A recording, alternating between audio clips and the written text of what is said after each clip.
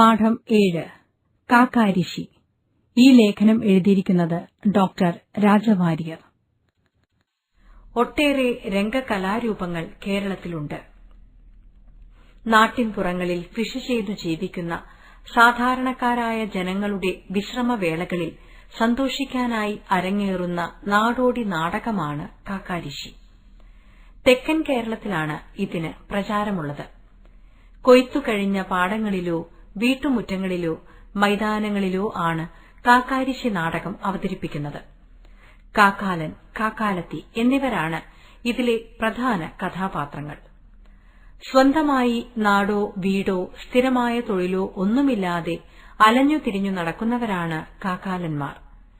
ജാലവിദ്യയും ഞാണിന്മേൽ കളിയും പാമ്പുപിടുത്തവും പാമ്പിനെ ആടിക്കലും പച്ചക്കൊത്തും കൈനോട്ടവും ഒറ്റമൂലി ചികിത്സയുമൊക്കെ അറിയാവുന്നവരാണിവർ. ഇങ്ങനെയൊക്കെയുള്ള കാക്കാലന്റെയും കാക്കാലത്തിമാരുടെയും കഥയാണ് കാക്കാരിശി നാടകത്തിലുള്ളത്.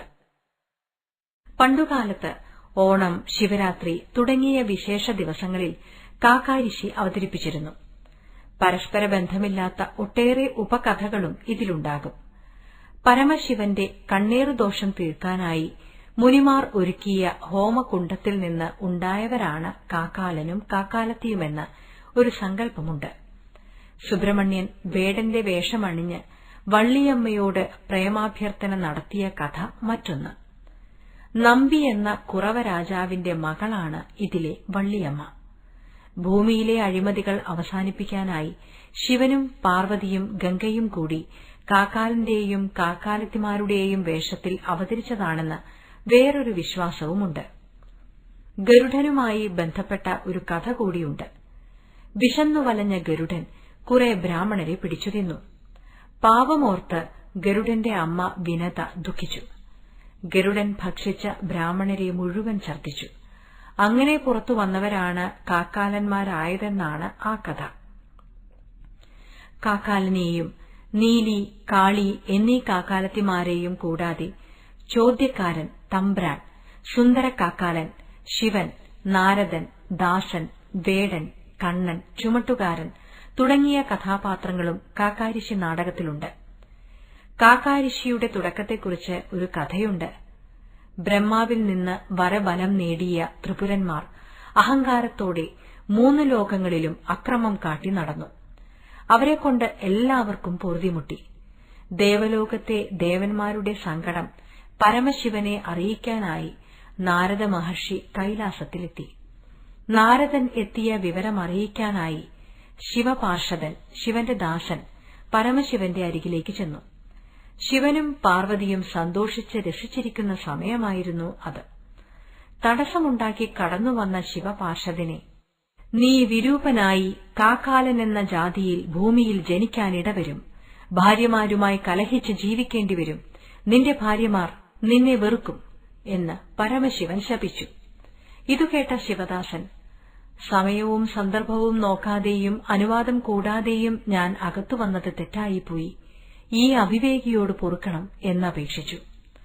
പാർവതീദേവിക്ക് അയാളോട് സഹതാപം തോന്നി. ശാപമോക്ഷം കൊടുക്കാൻ ദേവി ശിവനോട് അപേക്ഷിച്ചു. 3 പന്തീരാണ്ടുകാലത്തെ ഭൂമിയിലെ വാസത്തിനു ശേഷം കാട്ടിൽ വെച്ച് നിനക്ക് പാമ്പിന്റെ ദംശനമേൽക്കാൻ ഇടവരും, അപ്പോൾ നിനക്ക് നിന്റെ പൂർവ്വരൂപം തിരിച്ചു കിട്ടും എന്ന് പരമശിവൻ ദാസനോട് പറഞ്ഞു. ഇതാണ് കാക്കാരിശി നാടകത്തിന്റെ കഥയുടെ അടിസ്ഥാനം. മുകളിൽ പറഞ്ഞ കഥയോടൊപ്പം മറ്റു ചില ഉപകഥകളും കൂട്ടിച്ചേർത്തുണ്ടാക്കിയതാണ് കാക്കാരിശി നാടകം. ഓരോ ദേശത്തെയും കഥകളിൽ ചെറിയ വ്യത്യാസങ്ങളുണ്ടാകാം. നാടകം കാണാനിരിക്കുന്നവർക്കിടയിലൂടെ നൃത്തം ചെയ്തുകൊണ്ടാണ് കരിക്കാക്കാലൻ കടന്നുവരുന്നത്. പന്തമൊഴിഞ്ഞുകൊണ്ടാണ് ഇയാളുടെ വരവ്. നല്ല മെയ്യഭ്യാസം നേടിയ ഇയാളുടെ ശരീരചലനങ്ങൾ കാണികളിൽ അത്ഭുതമുണ്ടാക്കും. പിൻപാട്ടുകാരിലൊരാളാണ് ചോദ്യക്കാരൻ, തമ്പ്രാൻ. അയാളുടെയും കാക്കാലന്റെയും ചോദ്യോത്തരങ്ങളിലൂടെയാണ് കഥയുടെ ചുരുൾ നിവരുന്നത്. സംഭാഷണത്തിൽ മറിച്ചു ചൊല്ലി കാക്കാലൻ തമാശകളുണ്ടാക്കും.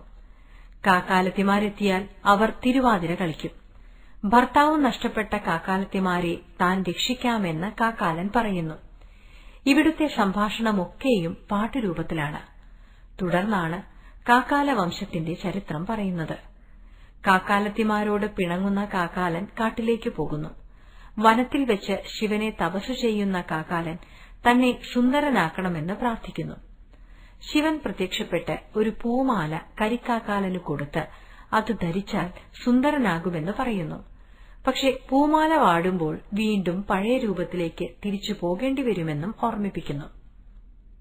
മാല ധരിക്കുന്ന കരിക്കാക്കാലൻ സുന്ദര കാക്കാലനായി മാറുന്നു. പിണങ്ങി കാട്ടിലേക്ക് പോയ കാക്കാലനെ ഓർത്ത് നാട്ടിൽ കാളിയും നീലിയും ദുഃഖിച്ചിരിക്കുകയാണ്.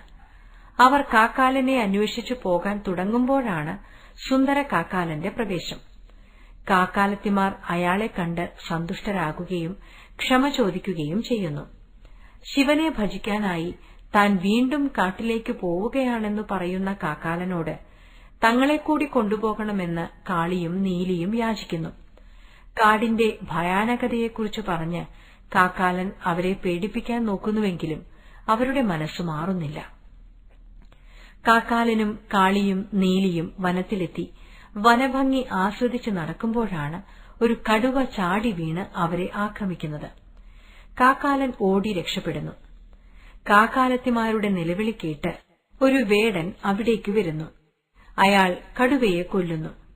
തന്റെ കൂടെ വരണമെന്ന് പറഞ്ഞ് വേടൻ കാക്കാലത്തിമാരെ ആക്രമിക്കുമ്പോൾ പരമശിവൻ പ്രത്യക്ഷപ്പെടുന്നു. വേടനെ ശപിച്ച് അന്ധനാക്കിയിട്ട് ശിവൻ കാക്കാലത്തിമാരെ രക്ഷിച്ചയക്കുന്നു. വേടനിൽ നിന്നു രക്ഷപ്പെട്ട് നടന്നു പോകുന്ന കാക്കാലത്തിമാർക്കരികിൽ ഒരു കള്ളൻ വരുന്നു. കള്ളൻ കാക്കാലത്തിമാരെ വർത്തമാനം പറഞ്ഞ് മയക്കി നിർത്തുമ്പോഴാണ് അവിടേക്ക് ഒരു ചുമട്ടുകാരൻ എത്തുന്നത്. മുഷ്കരനായ അയാൾ കാക്കാലത്തിമാരെ കൂടെ കൊണ്ടുപോകാൻ തുടങ്ങുമ്പോൾ കള്ളൻ അവരെ അയാളിൽ നിന്ന് രക്ഷിക്കുന്നു. ചുമട്ടുകാരനിൽ നിന്ന് തങ്ങളെ രക്ഷിച്ച കള്ളനോടൊപ്പം കാക്കാലത്തിമാർ പോകുന്നു. മുമ്പ് കഥയിൽ സൂചിപ്പിച്ച പരമശിവൻ കൊടുത്ത പൂമാല വാടിയപ്പോൾ സുന്ദര കാക്കാലൻ പഴയ കരിക്കാക്കാലനായി മാറുന്നു. അയാൾ തന്റെ കാക്കാലത്തിമാരെ അന്വേഷിച്ച് നടക്കുമ്പോൾ കള്ളനോടൊപ്പം കാളിയും നീലിയും പോയ വിവരം ചോദ്യക്കാരൻ അയാളോട് പറയുന്നു. കള്ളനിൽ നിന്ന് അവരെ രക്ഷിക്കണമെന്ന് കാക്കാലന് ആഗ്രഹമുണ്ടെങ്കിലും അതിന് അയാൾക്ക് ധൈര്യം പോരാ. എങ്കിലും രണ്ടും കൽപ്പിച്ച് അയാൾ കള്ളനുമായി ഏറ്റുമുട്ടുകയും ഒടുവിൽ കള്ളന്റെ ചവിട്ടുകൊണ്ട കാക്കാലൻ താഴെ വീഴുകയും ചെയ്യും.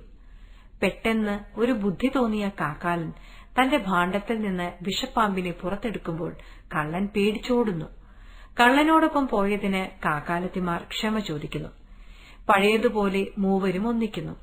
അപ്പോൾ അവർ സന്തോഷത്തോടെ കുമ്മിയടിച്ച് നൃത്തം ചെയ്യുന്നു. പാമ്പിനെ ആടിക്കളിപ്പിക്കുന്ന കാക്കാലനെ പാമ്പ് കുത്തുന്നു. കരഞ്ഞുകൊണ്ട് കാക്കാലത്തിമാർ ശിവനെ പ്രാർത്ഥിക്കുമ്പോൾ ശിവൻ പ്രത്യക്ഷപ്പെടുന്നു. കഥയിൽ മുമ്പ് സൂചിപ്പിച്ച പരമശിവന്റെ ശാപമേറ്റ ശിവപാർഷദനെ ഓർക്കുന്നുണ്ടാവുമല്ലോ. അന്ന് അയാൾക്കേറ്റ ശാപത്തിലെ 3 പന്തീരാണ്ടു കാലമായിരുന്നു ഇതുവരെ കഴിഞ്ഞത്. ഈ കാലത്തിനുശേഷം പാമ്പിന്റെ കടിയേറ്റ് ശിവപാർഷദന് പൂർവ്വരൂപം തിരിച്ചു കിട്ടുമെന്നും വരം നേടിയിരുന്നല്ലോ. ഇപ്പോൾ ഇവിടെ പാമ്പിന്റെ കടിയേറ്റത് അന്ന് ശാപം കൊണ്ട് കരിക്കാക്കാലനായി പോയ ശിവപാർഷദനാണ്. സർപ്പദംശനമേറ്റ് ശാപവിമുക്തനായ ശിവപാർഷദൻ പരമശിവനോട് ചേരുന്നു. അങ്ങനെ ശാപമോക്ഷം നേടിയ അയാൾ സ്വർഗ്ഗത്തിലേക്കെത്തുന്നു. ഇതിൽ കാക്കാലത്തിമാരായ കാളിയും നീലിയും സന്തുഷ്ടരാകുന്നു. ഓട്ടംതുള്ളലിന്റെ പാട്ടുകളും തിരുവാതിര പാട്ടുകളും കഥകളിയുടെ പദങ്ങളുമൊക്കെ കാക്കാരിശി നാടകത്തിൽ അവസരോചിതമായി ചേർക്കുന്നു. തെക്കൻ കേരളത്തിലെ കർഷകരായ ഗ്രാമീണർ അവരുടെ വിശ്രമവേളകളിൽ നേരമ്പോക്കിനായി അരങ്ങേറിയിരുന്ന കാക്കാരിശി എന്ന നാടോടി നാടകം ഇന്നും അവതരിപ്പിക്കപ്പെടുന്നു. എല്ലാം മറന്നുകൊണ്ടുള്ള ചിരിക്കലും രസിക്കലുമാണ് ഇതിലൂടെ ലഭിക്കുന്നത്. ഒപ്പം സാമൂഹിക വിമർശനവും ഇതിൽ അടങ്ങിയിരിക്കുന്നു.